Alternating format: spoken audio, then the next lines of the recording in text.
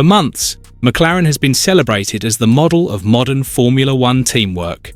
Two young drivers at the peak of their performance, fighting for victories while maintaining the image of unity. But that image is now cracking.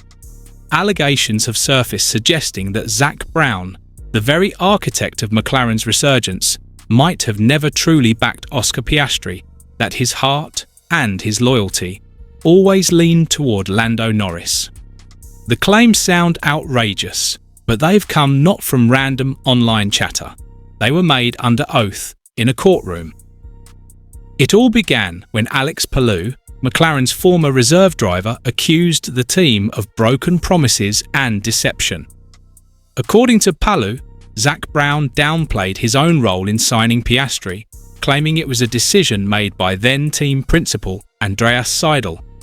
What followed was a sequence of revelations that painted a picture of manipulation and betrayal, and suddenly, McLaren's internal politics have become one of the most shocking storylines of the 2025 F1 season. If you're following this saga and want to understand what's really happening inside McLaren, from power plays to driver tensions, make sure to subscribe now, because this is one story the F1 world can't afford to ignore.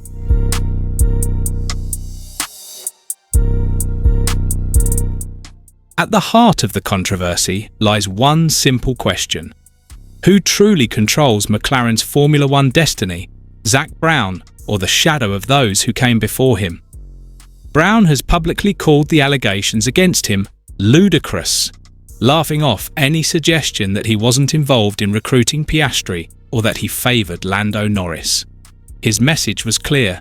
He alone makes the big decisions, and he's proud of the team's driver lineup. But Palou's courtroom statement tells a different story, one that paints Brown as a man caught in contradictions, saying one thing to the media and another behind closed doors. The story began innocently enough, with Palou, McLaren's former reserve driver, revealing details from his broken relationship with the team.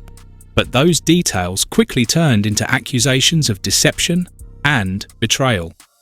In his testimony to a British court, Palou claimed Zak Brown told him that signing Oscar Piastri wasn't his decision, but that of then-team principal Andreas Seidel. It was a shocking statement, suggesting that Brown, the ultimate decision-maker, had tried to distance himself from one of McLaren's most defining choices in recent years. According to Palou, he was assured that Piastri's arrival would not affect his own path to Formula One. But once the Australian was confirmed, Palou knew his F1 dream under McLaren was over. Brown, however, has completely denied those claims. He insists that he alone makes McLaren's key decisions, and that signing Piastri was one of his proudest moments. We have the best driver pairing on the grid in Oscar and Lando. Anyone who follows our sport will see straight through these ridiculous allegations. His tone was confident, even defiant, but for many in the paddock, it was clear he was furious that internal matters had once again spilled into public view. And yet, for all his denials, the optics couldn't be worse.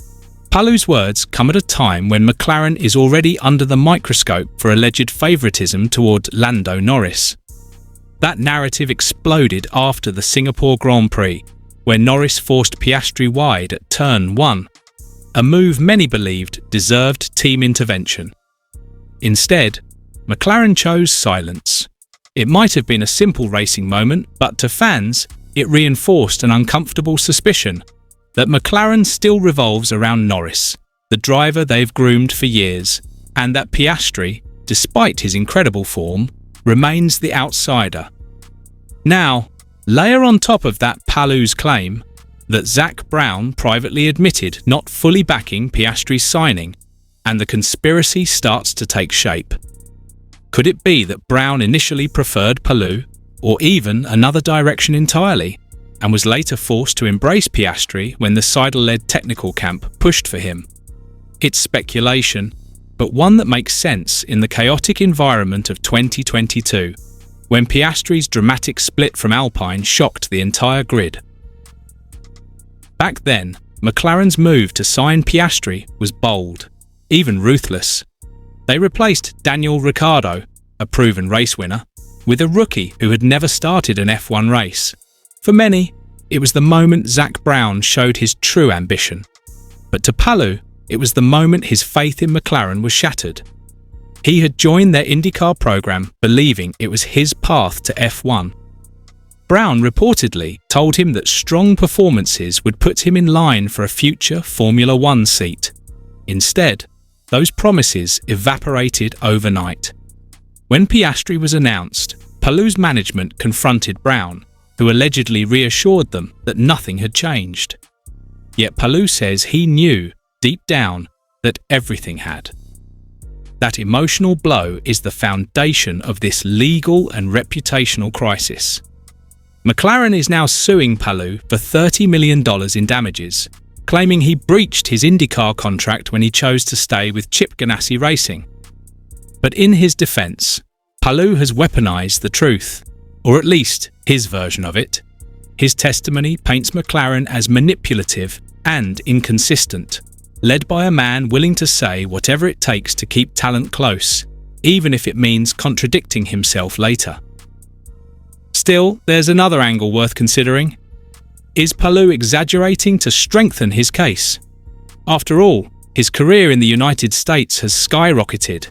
3 consecutive IndyCar titles since his split with McLaren have made him a legend in that series. For him, this court battle is not just about money. It's about clearing his name and undermining the team that accused him of betrayal. From that perspective, throwing Zak Brown under the bus might simply be a strategic move. For McLaren, however, this could not have come at a worse time. The team is in the middle of a title fight, with Piastri leading the championship by 22 points and Norris right behind. The slightest internal disruption could destabilise that campaign. The public narrative matters, and right now, McLaren is fighting 2 battles, one on the track and one in the court of public opinion. Brown's aggressive denial might silence the legal noise, but it won't erase the doubts. Behind the scenes, insiders say the relationship between Norris and Piastri is professional but tense. Both are competitive, ambitious, and aware that every decision, from pit strategy to media attention, could tilt the championship either way. And as Palou's story spreads, the theory that McLaren may subconsciously favour Norris has gained momentum again. Not because it's proven, but because it fits the drama unfolding in plain sight. Perhaps this entire controversy is a reflection of what Formula One has become, a sport where politics, perception and personality are as powerful as pure speed.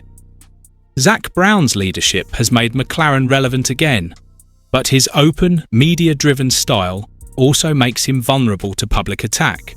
Every comment, every court document becomes ammunition. In the end, maybe both men are telling their own versions of the truth. Palou felt betrayed, Brown felt misrepresented, and somewhere in between, Oscar Piastri, the young driver at the centre of it all, is left to prove that his success isn't the product of politics, but pure talent. As things stand, Zak Brown insists that McLaren is united and focused on the championship. But the world is watching, and every word, every race, every rumour will now be judged through the lens of these accusations. Whether Brown's fury is righteous or defensive, one thing is certain. The shadow of this controversy will follow McLaren until the final checkered flag of 2025. So after everything that's unfolded, the courtroom battles, the internal whispers, and Zak Brown's furious denial, the question now turns to you, the viewers. According to your observation, does McLaren really appear to be treating Oscar Piastri unfairly? Has the team, intentionally or not, begun to tilt its loyalty towards Lando Norris, the driver they've nurtured for years? Or are these accusations simply the result of outside drama spilling into an already tense title fight? Let me know what you think in the comment below.